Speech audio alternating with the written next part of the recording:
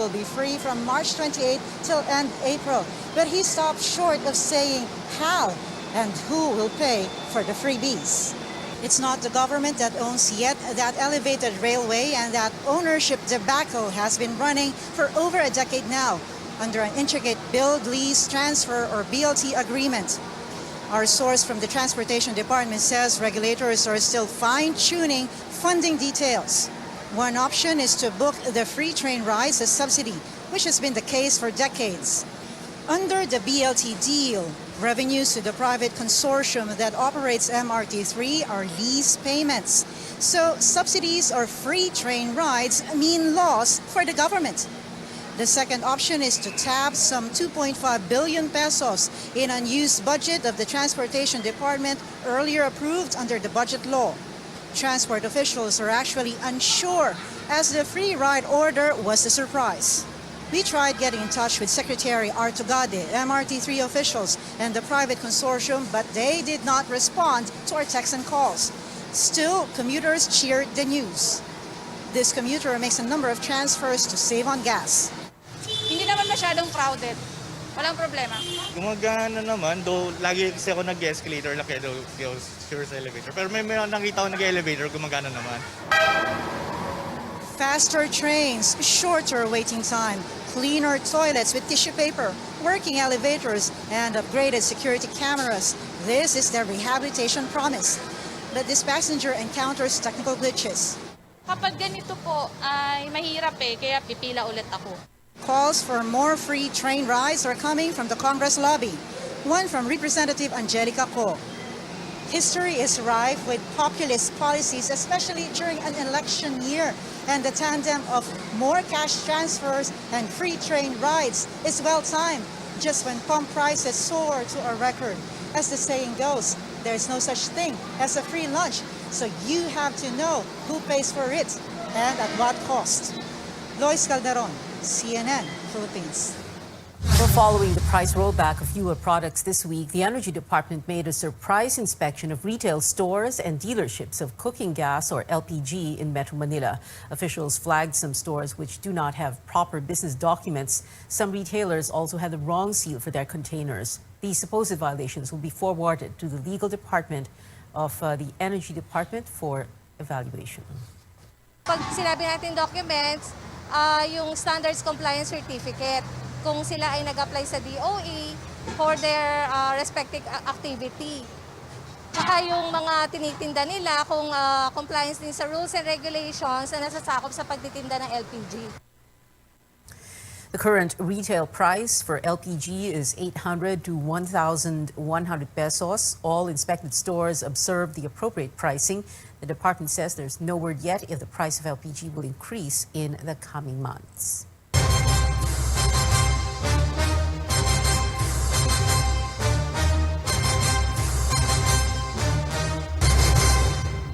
COMELEC gives the Office of the Vice President the green light to resume COVID-19 response projects even during the campaign period. Melissa Lopez has the details. COMELEC has allowed some projects of the Office of Vice President Leni Robredo to continue during the home stretch of the campaign period. Commissioner George Garcia says the poll body approved the January petition of Robredo's office in an executive session on Wednesday. This means the OVP can continue its pandemic response initiatives like the Swab Cab, Bayanihan e-Consulta for COVID-19 patients, and Vaccine Express, which brings coronavirus shots to communities. Garcia adds some projects under the Social Welfare Department will also proceed.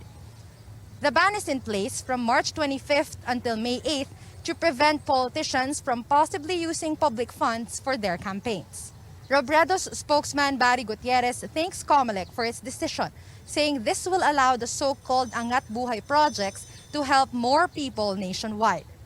Commissioner Socorro Inting earlier said projects of humanitarian nature are often excused from the public works ban. Rules also exempt disaster relief operations as well as ongoing construction projects. Melissa Lopez, CNN Philippines. On the campaign trail, presidential candidate Ping Lacson and running mate Tito Soto woo voters in the province of Cotabato, where peace and order are key issues. George Quiles joins us live from Milagro and Cotabato. George, tell us about the tandem's plans to resolve armed conflicts in Mindanao. Well, Pia, the Lacson-Soto tandem is proposing a number of approaches in resolving armed conflicts between different groups here in Mindanao. For groups with existing peace pacts with the government, like the Moro Islamic Liberation Front or MILF, presidential candidate Senator Ping Lacson says it is important for the government to keep its word, especially on the political and economic aspects of the agreement. Lacson adds the office of the presidential advisor in the peace process should speed up the integration process of the armed combatants of the MILF. As for armed groups aligned with the terror group Islamic State, the Partido Reforma standard bearer says they should be held criminally liable based on the provisions of the law. That's exactly the reason why we should make good with our promises, yung obligations natin under the peace agreements para hindi sila maging disgruntled and they would join the party or yung breakaway party. We have to put a stop to the never-ending, parang vicious cycle eh. But, you know, meron ding obligation, may pagkukulang din minsan ng government kasi yung napag-usapan, hindi na de-deliver. As for the New People's Army, Lacson says localized peace talks should continue. Lacson and his running mate, Senate President Tito Soto, believe that the concept of the National Task Force to End Local Communist Armed Conflict, or NTF-ELCAC, must continue, but its implementation must veer away from politics. Pia? George, tell us about the prospects of the Lacson-Soto tandem to get votes in Mindanao, particularly there in Cotabato. Well, the tandem is banking on the support of their ally, senatorial candidate Manny Piñol. Piñol, aside from being a former agriculture secretary, is a former governor of the province. But Piñol himself says it is not easy to get votes in Mindanao now. He says President Duterte is still has a huge clout here. There's reason why his personal endorsement will definitely really matter. So, as we know, his party, PDP Laban Kusi wing, has already endorsed the candidacy of Bongbong Marcos and presidential daughter Sara Duterte. But it isn't clear yet, Pia, if the party's choice is also the president's personal choice. Given the situation, Piñol says he needs to work doubly hard to be able to deliver votes for Lacson and Soto. Back to you. George Quiles there reporting live from Cotabato. Manila Mayor Isko Moreno saying he's not threatened by the PDP Laban Kusi wing's endorsement of fellow presidential candidate Bongbong Marcos, but Moreno admits the move might have made his campaign more difficult. Mga pedigree na nga, o sinamahan pa ng mga pedigree na malalaking grupo sa politika. Siyempre, kailangan maging tapat ako sa taong bayan na kung sasamahan nila ako, sasama sila sa hirap ng laban, hindi sa magaang na laban. Kung the reason why it existed is to oppose the dictatorship ng Arab, so-called dictatorship. Tapos rito sa kanila, kaya ko lang taong bayan ang mag-isa. Labor leader Leody de Guzman taking a swipe at PDP Laban faction President Alfonso Cusi. De Guzman says Cusi, as energy secretary, chose political interest first before addressing the fuel price hike and the energy crisis. CNN Philippines has reached out to Cusi for comment. Still on the elections, presidential candidates making more campaign promises, from abolishing the rice tarification law to extending the term of barangay officials. CNR Canghel reports. Senator Manny Pacquiao took his campaign to Isabela, the top rice producer in Cagayan Valley. There, he vowed to abolish the rice tarification law if he wins the presidency. He says his administration will also allocate funds for buying palay directly from farmers. Supporters promised to deliver at least 100,000 votes for Pacquiao in the province, which is considered part of the so-called Solid North. Ang akin naman ay democratic country naman tayo, ang lahat malayang pumili ng mga kandidato nila. At alam ko hindi naman lahat doon kay BBM, mayroon namang talagang naghahangad na tunay na pagbabago, hindi naghahangad para sa isang panggobyerno na traditional government. If elected president, Vice President Leni Robredo promises to institutionalize the salaries of barangay officials and work to extend their terms from 3 to 5 years. Robredo says these were among the bills she filed when she was still a congresswoman. Pero ang pinaka-purpose po niyan, para mas palakasin ang mga barangay dahil yung barangay yung nag-aasikaso ng lahat na pangangailangan natin. Former Defense Chief and National Security Advisor Norberto Gonzales is pushing for oil price regulation among countries in Southeast Asia. He says these could help dictate oil prices in the region amid soaring costs in the world market. On local food prices, Gonzales wants a review of the Agrarian Reform Law, the Land Use Policy, and the Fisheries Act, saying these impede the immediate boost of production. Kailangan yung food production natin, mapa-enhance natin at the quickest time possible. And what I mean by oil food production, hindi lang sa lupa, pati sa tubig. Manila Mayor Isko Moreno returned to Laguna to woo voters from Santa Rosa, Biñan, and San Pedro, while former Senator Bongbong Marcos campaigned in Quezon Province. From Isabela, Cian Arcangel, CNN Philippines.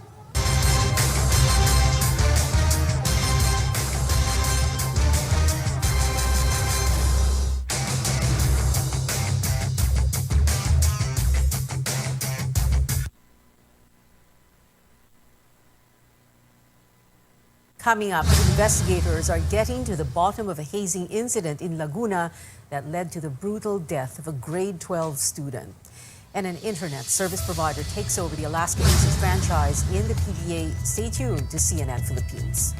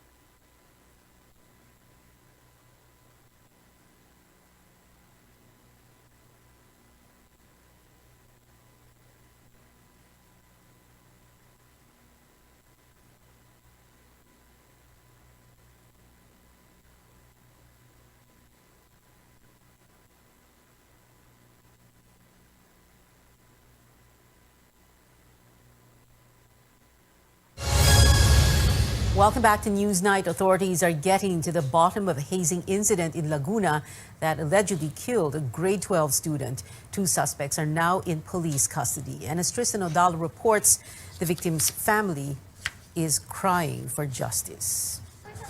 The parents of 18-year-old Raymark R.R. Rabutazo recall fond memories of their only son before his tragic death on Sunday. Talaga po ako para nang mag-blackout na din sa nangyari po sa nakita ng ano ko dahil yan po ay prinsipe sa amin. Walang ginagawa yan. Makinis lang, umalis ng bahay, masigla.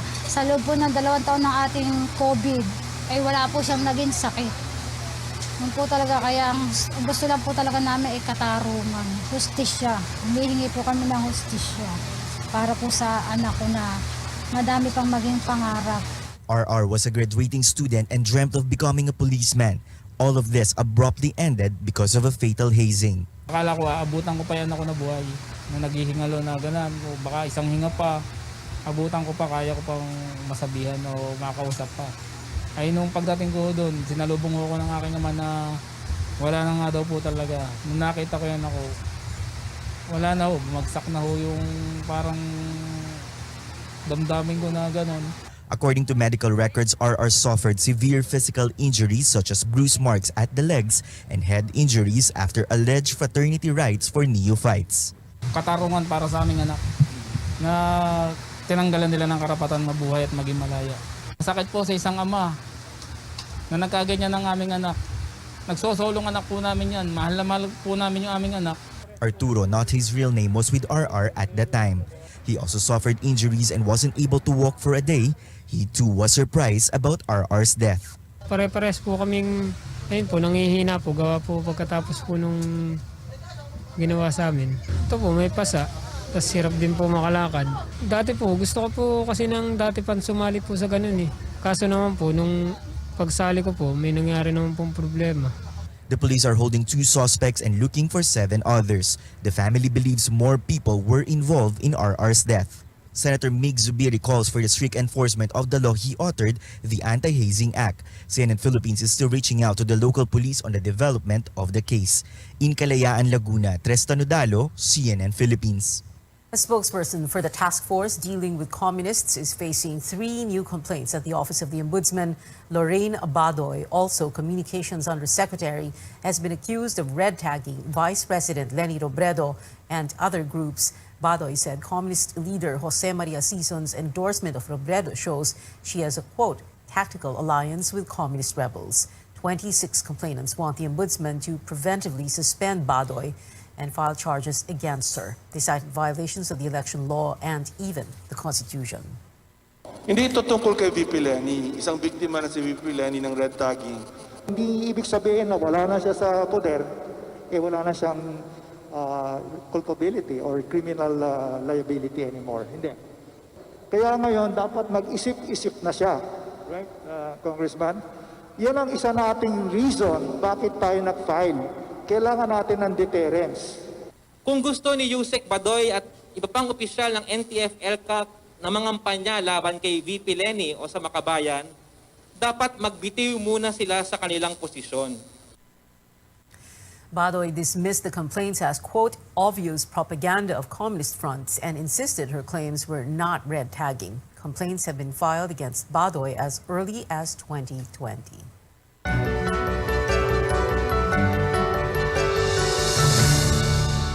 Another grim milestone in South Korea with over 10 million COVID-19 cases reported since the pandemic began. Authorities logged almost 500,000 new infections on Tuesday. South Korea has recorded some of the highest daily cases in the past weeks. Now, with cases surging in Asia and Europe, U.S. health officials are expecting the same scenario. For one expert, time is of the essence to beat the threat of the Omicron subvariant. CNN's Maddie Gaither tells us more in today's Health Minute. In the UK, new COVID-19 cases are climbing once again, driven largely by the Omicron BA2 subvariant. And top health officials say what happens there tends to play out here in the US about 2 to 3 weeks later. We better pay close attention to what's going on there. Dr. Anthony Fauci says the US will likely see an uptick in cases, but not a surge, as BA2 is more contagious than the original Omicron variant. But right now, Fauci says it doesn't seem to be the cause of the UK's rise in hospitalizations. It's a very interesting situation where the cases are going up, but it does not at this point in time appear to be any degree of severity. Fauci says BA2 may become the dominant variant in the U.S. today. The CDC said it was the cause of nearly 35% of new COVID-19 infections in the past week, up from about 22% the week before. Fauci cautions the U.S. needs to be prepared for the possibility of another variant in the future. That means building up supplies of antivirals and tests and vaccinations. We can't just say we're done. Now we're going to move on. We've got to be able to be flexible. Meanwhile, FDA vaccine advisors are scheduled to meet on April 6th to discuss the possible need for COVID-19 booster shots in the future and whether the vaccine could become an annual shot similar to flu shots. For Health Minute, I'm Mandy Gaither. In other world headlines, no sign of survivors yet in what has been the worst air disaster in China in over a decade.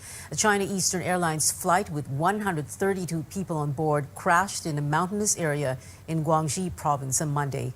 Over 2,000 emergency workers have been deployed to the site, but search efforts were suspended this morning because of bad weather. Authorities are still investigating the cause of the incident. Now, back here at home, many believe learning to live with COVID-19 is the end game of this pandemic, as lockdowns can take a toll on the public and the economy. While people adapt to the new normal amid looser restrictions, a health expert warns a surge may happen again if we let our guard down. Paige Javier has that story. 2 years since the COVID-19 pandemic unfolded, many continue to feel the so-called pandemic fatigue. While some are still cautious here in the country, many are confident we won't go back to square one. Masarap sa pakiramdam na maluwang na po tayo. Kakatakot yan, na piktuhan tayo sa ating mga trabaho. Basta fully vaccinated na, parang kampante na. The health department says cases are on a slow decline, even as Metro Manila and other areas have shifted to alert level 1. But for some Filipinos living abroad, the tough restrictions are already taking its toll. Kahit nang nag-zero COVID na yung Hong Kong, stringent pa rin yung measures. So, more on fatigue na talaga. Cases in Hong Kong have been hitting 20 to 30,000 daily recently, despite the stringent zero COVID policy. Those who can no longer keep up with the measures choose to leave the financial hub. Umaalis na talaga yung mga tao. It's mentally exhausting. Hindi na sila very hopeful na things are getting better. Unless, yun nga, may change of mindset.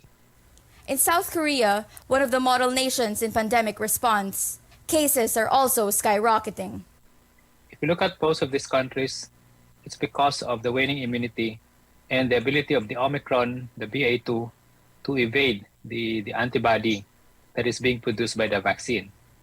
Dr. Rodjin Solante says he cannot discount the possibility of another COVID-19 surge in the country. Now, what I'm worried about is that, yes, we are below 1,000, but we are not below 500. So meaning there is still a slow and creeping transmission in the community. He emphasizes the importance of getting a booster shot, especially for the vulnerable population. So far, over 11 million people have received booster doses. Solante warns against further easing of restrictions and mass gatherings, especially in the run-up to the elections. He also says Filipinos should continue to wear face masks, and alert level 1 should remain for the next few months. Paige Javier, CNN Philippines. We'll take a quick break, and when we return, Converge is entering the PBA after acquiring the Alaska Aces franchise. Plus, updates on the award season with some big names in music gracing the Oscar stage. Keep it here on Newsnight.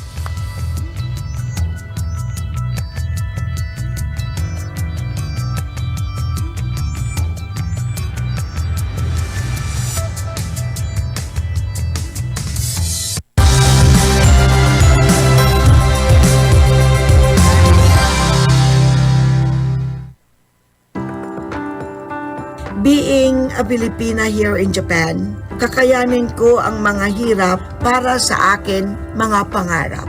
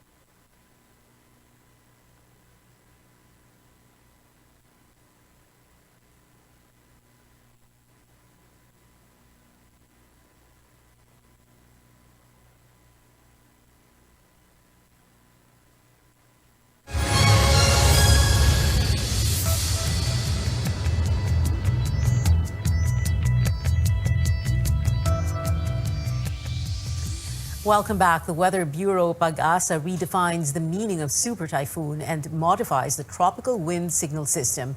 A super typhoon should now have maximum sustained winds of at least 185 kilometers per hour.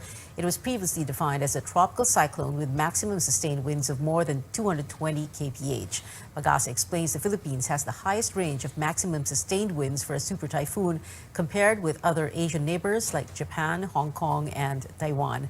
Pag-asa also modified the wind threat of each signal number. You can see them on your screens. So far, no cyclones are expected to affect the country in the coming days. The Bureau advises the public to take precautionary measures to minimize heat stress, as well as to optimize the daily use of water for personal and domestic consumption. Well, sports news now. Internet service provider Converge is the newest team in the PBA. The firm officially acquired the Alaska franchise after it went on sale last month. The announcement also comes 4 days after the Alaska Aces played their final game in the league. Former PBA Commissioner Chito Salud will serve as governor of the team. Salud says they have yet to determine if they will retain the core of the Alaska team. In PBA season 47, Converge aspires to bring to the court a brand of basketball consistent with its revolutionary and entrepreneurial spirit. We have barely 3 months to prepare for the next season. No? I'll be working closely with DK Bachman on this. We'll together review and assess the performance of the players and the coaches and make a decision soon. A formal launch is set for April 5th, where Converge will announce its team name. In entertainment news, the Oscars just announced this year's performers, and set to take the stage is Queen Bee herself. Beyoncé is also attending as a nominee for her song Be Alive from the film King Richard. Other performers, including Billie Eilish and Sebastian Yatra, who will sing the Oscar-nominated track Dos Oruguitas from Encanto. The awards night is set for March 28, 8 in the morning, Philippine time. And on to another red carpet, Olivia Rodrigo and BTS won major honors at today's iHeartRadio Awards. The film vocalist took home 3 trophies, beating out fellow chart toppers Ariana Grande and Taylor Swift for Female Artist of the Year. BTS won 2 categories, including Best Music Video for Butter. But Jennifer Lopez nabbed the night's biggest honors, iHeartRadio's Icon Award. J-Lo also performed her hits, Get Right and On My Way. And that is it for now. Join me again on News.ph at 7 p.m. I'm Pia Ontiveros for Newsnight, where we go above and beyond the headlines.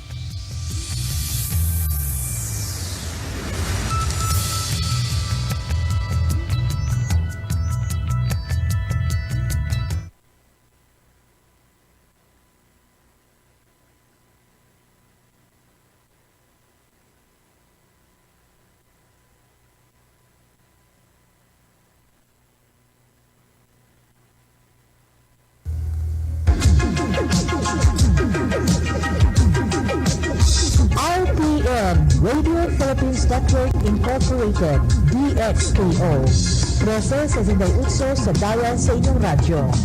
RPM DXKO, ang Radyo Ronda dili sa Dakbayan sa Cagayan de Oro.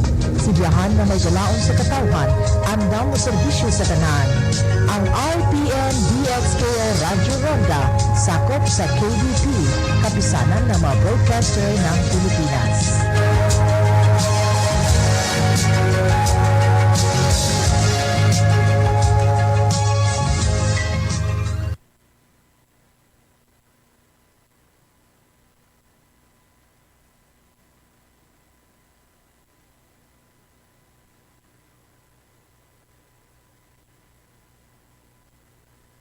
SMC San Miguel Corporation. Bisag unsang industriya ang sudlan niini tinguha.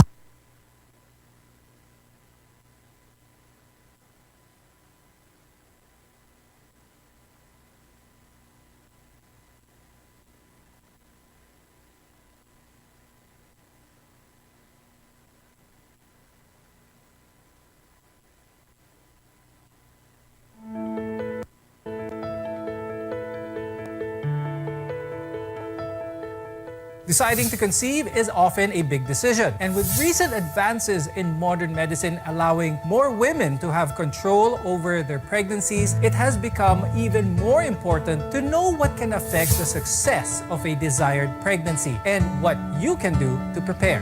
I'm Dr. Freddy Gomez, and we bring you the knowledge and care you need, especially in this time of COVID-19. You're watching MedTalk Health Talk on CNN Philippines.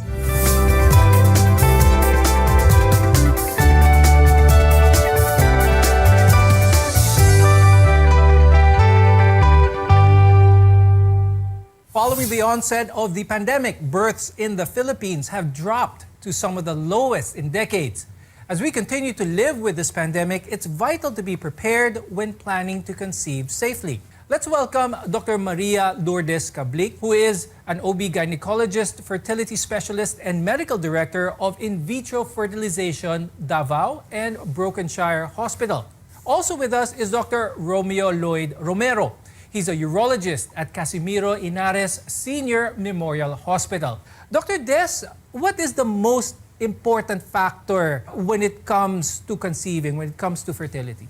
Age is the most important single factor affecting fertility. Age at around late teens and early 20s has the highest fertility potential for women.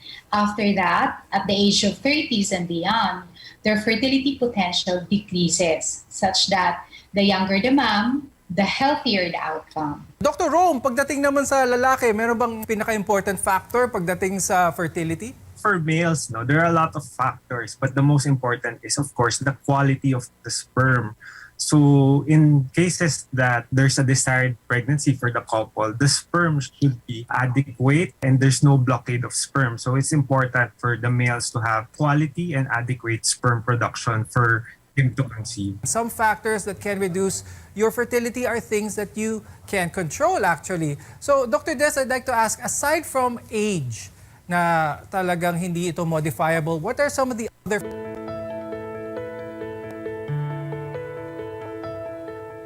Deciding to conceive is often a big decision, and with recent advances in modern medicine allowing more women to have control over their pregnancies, it has become even more important to know what can affect the success of a desired pregnancy and what you can do to prepare. I'm Dr. Freddy Gomez, and we bring you the knowledge and care you need, especially in this time of COVID-19. You're watching MedTalk Health Talk on CNN Philippines.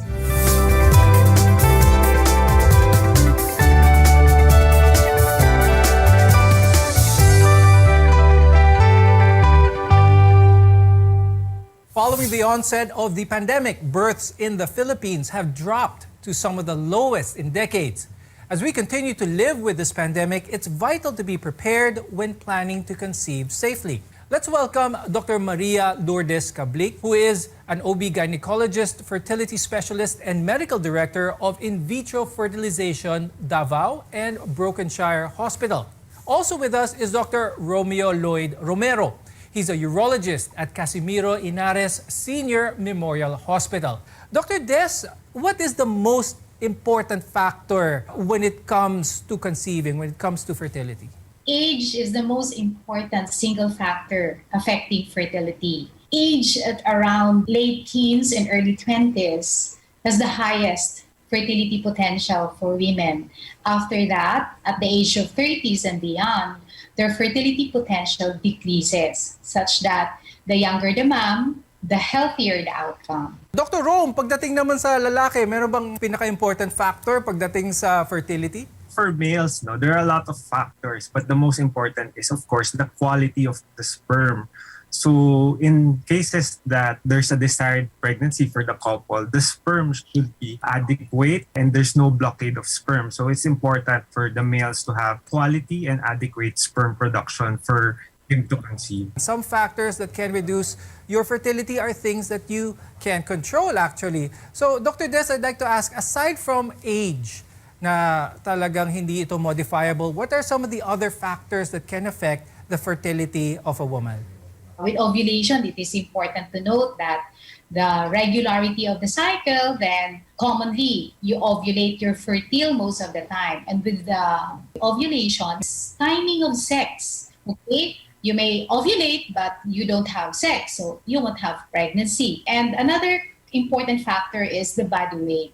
Okay, so that boils down to lifestyle. So as you keep your weight close to your ideal for your body, then we assume and presume that you have a regular ovulation. Now, in the country, more and more women are getting pregnant in their 30s. Some may even delay parenthood until age 35 or even older. Dr. Lourdes, mostly this is the case because a lot more women are career-driven. They establish their careers first before that of a family. Is this something that women nowadays should take heed on? What is your advice on this? The common reason for this is the uncertainty or not having a partner, followed by the wish to establish financial security. And that would mean they have to give way to their career and then before having a kids, no? These women are unaware of the age and relation to fertility. So there goes also that the risk also that goes with pregnancy around this age. If you are at age 25, the risk is 1 in 1,250. But if you are at age 40, complications of pregnancy is as high as 1 in 100 women. And speaking of complications, we're referring to hypertension, miscarriage, birth defects, diabetes. So these are the common and also difficult labor. Now, it's important to remember that while these risks are likelier after 35, maybe 40 years old, this does not mean that all women are affected. Still, certain genetic risks are more evident as women age. Dr. Des, let's talk about this a little bit more. What are some of the genetic risks naman for infertility? As your age advances, chromosomal anomaly. That is why there is a higher abortion rate when the woman has an advancing age. And this is particularly due to the chromosomal anomaly that goes with ages. Dr. Des, when it comes to infertility here in our country, para dun sa mga hindi makaka-afford, they find themselves wanting to have a baby, what are the options for them? Nowadays, they really make the effort to go to the centers or approach doctors regarding the condition. So the very simple step to help this infertile or subfertile couple is just semen analysis. Okay, so that's very accessible, cheap examination. So with that, you can rule out if the male has a problem. Is this true? Can someone determine kung sino ang may problema, kumbaga? Or is a viable, distinct test really needed to determine which among the couple needs that? For you to know that you are infertile, first of all, we tag a couple infertile if they are unable to conceive for 1 year. And we also, for some patients who already have a family, either the mother or the father who already had a child but was unable or having difficulty to conceive after a year, that is called secondary infertility. So you wouldn't know until you get somebody pregnant. Age could affect a woman's fertility, but men may also be the reason for a couple's inability to start a family. Now, more on this when we return. We're in Connection to Healthcare. You're watching Let's Talk Health Talk.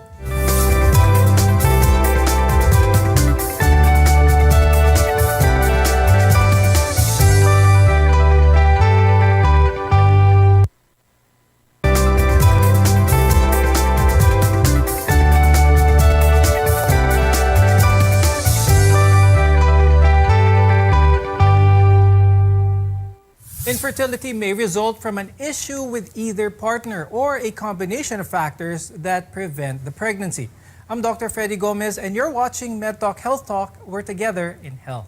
The main symptom of infertility is the inability to get pregnant. There might be no other obvious symptoms. Sometimes women may have absent or irregular menstrual periods. In other cases, men with infertility may have some hormonal problems. Infertility can affect one or both partners. Dr. Rome, let's first talk about the causes for male infertility. The cause of male infertility is basically sometimes a low sperm production or no sperm production, abnormal sperm function, and the blockade of sperm that goes through the urethra through the cervical os of the female. So that is the cause of male infertility. Ano yung mga common causes ng abnormal sperm production? One is varicocele, like I mentioned earlier, radiation in some patients who are radiated due to cancer or anything else. And also more common, infections, ejaculatory issues in patients who had previous surgeries. They can have retrograde ejaculation or obstruction, and also some antibodies that attack against sperm, some tumors, chromosomal abnormalities, patients who have hormonal imbalance, taking medications like anabolic steroid use, and in some males who has a bad lifestyle like smoking, drug and alcohol use, and also in some patients who have uncontrolled weight. So those are the things that could cause abnormal sperm production. Those who use a bicycle to and from to commute work, are they at risk of male infertility? How about those who say that tight undergarments, the issue between boxers or briefs, are these relevant factors when it comes to the health of the sperm of a male? Yes, that is correct, because exposure to high heat could also lead to abnormal spermatogenesis in the testes. So these are also valid factors. No, the temperature in the testes should be optimal for sperm production. So this is very valid. So also one of the risk factors for having infertility, aside from the age, aside from comorbid conditions, extremes of weight. Is this something that happens often? What do parents of children na nagkaroon ng beke, what should they watch out for? This could be a viral infection, and the patient will have orchitis. So some studies would also say that there is atrophy of the testes in some cases when there's a history of mumps.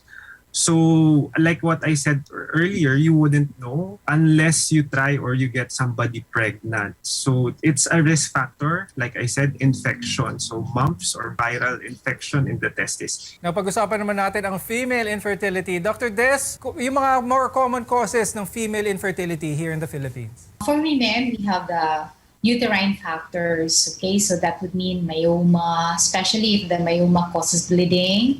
And then you have this tubal factor. So meaning this tubal, we refer to the fallopian tube that connects the uterus to the ovary which is where the egg is coming from. And thirdly is the egg production, ovulation. So these are the three most common. Family planning is the information, means, and methods that allow couples or individuals to decide if and when they want to have children. Dr. Des, what are some of the benefits ng family planning? The time frame for this is around 2 to 3 years, especially if the mom delivered normally, that is vaginally, so she can have a pregnancy after 2 years. But if it would be cesarean section, you can delay it longer, so around 3 years, the earliest. And also, having family planning, this would enable the mom to have an ample time to provide undivided care to the baby, to the husband, and to herself. One of the more common family planning methods is that of the rhythm method, both for the female, they use it as time. How effective is this? And when it comes to contraceptions for males, are there any other options aside from using a condom? As a urologist, a short answer that we offer is vasectomy. So for vasectomy, family planning is called family planning because a couple should decide, not only the females. So vasectomy gives the males options, or can be offered options to start with family planning, with cutting the vas deferens. Sa isang lalaki, kapag naputol ang kanyang vas deferens, nawawala ba ang pagkalalaki niya? Nawawala ba ang kanyang testosterone sa katawan? It's not demasculinating. So we only cut the cord that transmits the sperms to the penis. But totally, we are not cutting any circulation of the hormones with which most of the males are concerned of. So they think that there will be shortage of male hormones when you do vasectomy, but it's totally not affected. Now, Dr. Des, pagdating naman sa female contraceptions, what are the safest options available here in the Philippines? modern family planning promotes the use of the hormonal, which is the highly accessible, affordable, is the use of oral contraceptive pill. So unlike before, you can just go to the health center, you ask for it, then it is given to you. But recently, you have to buy it. So if you don't want to have this medication taken every day, then you can have the option of going to injectable. So you have your Depo-Provera there. So that is given once in every 3 months, and it is also cheap at cost of 150 per vial, and that will give you a protection for at least a quarter. Then you can have this sterilization, so the female counterpart of vasectomy. So this is highly offered in women who had a cesarean section. And then in the repeated delivery through cesarean section, then you can discuss this with your obstetrician. Then during delivery, then the obstetrician will perform the sterilization. When we return, we'll talk about the treatment options for infertility and much more. Your health is our mission. This is MedTalk Health Talk.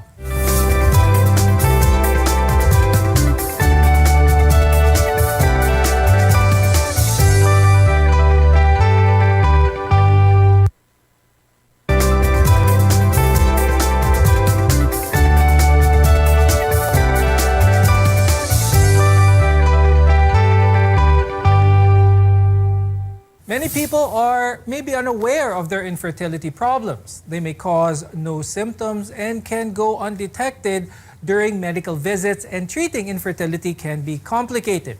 I'm Dr. Freddy Gomez, and you're watching MedTalk Health Talk, where your care comes first. Infertility is often defined as not conceiving after 12 months of regular intercourse without the use of birth control. How often should the couple be trying? So the idea is to know when is the ovulation date.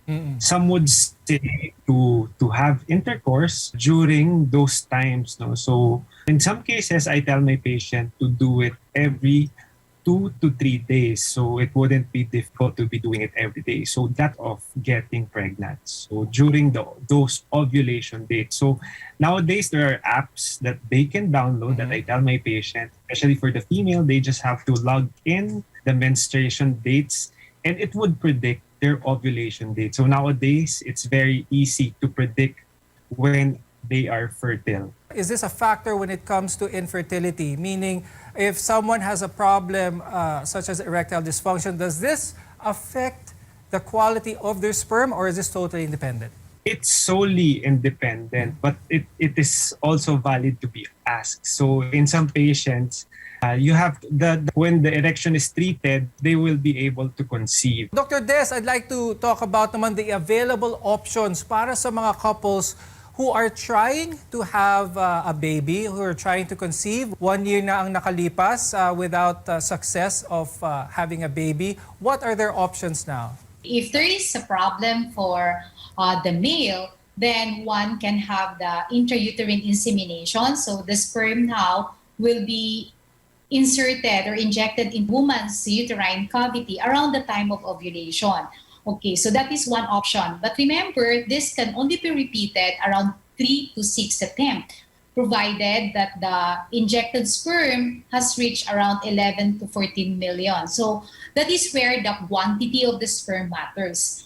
But if ever the quality of the sperm is low, what we mean by low is that less than 5 million, that's an outright indication for assisted reproductive technology, or what you call in vitro fertilization with intracytoplasmic sperm injection. When it comes to trying to increase the amount of sperm, Dr. Rome, meron bang mga ways, natural ways, to increase someone's sperm count?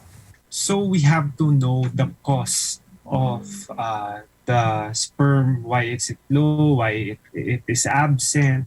So in some cases, we may give medications to correct the hormones, or in some cases, just to give you an answer on how to have a healthy sperm.